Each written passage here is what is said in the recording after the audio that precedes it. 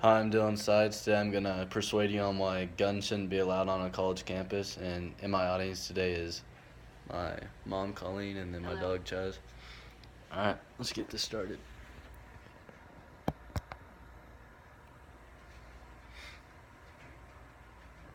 Guns on College Campus by Dylan Sides. Good idea or bad idea? I necessarily think guns are bad in general due to all the criminal activity you see in the world already. Then you have to look at all the mass shootings that have occurred in the U.S. Giving people the right to armed forces on a campus setting would be a perfect thing for mass shooters just to team up and gun down a university. This is why I think this is a bad idea in general. A perfect example is the Virginia Tech massacre. One person alone killed 32 people. That was by himself. And he wounded 17 others in 2 separate attacks.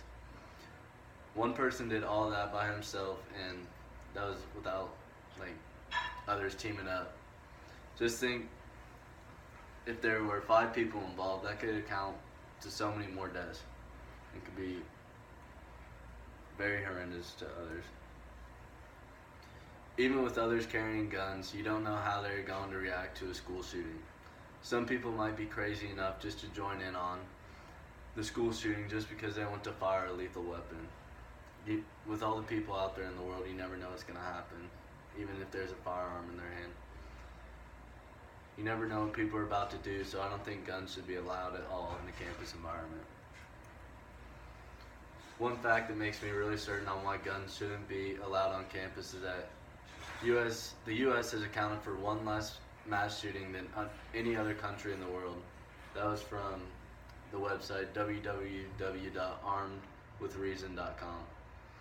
You look at how messed up the world is outside our nation, and looking at the statistic makes you wonder that we really aren't much different than other countries out there.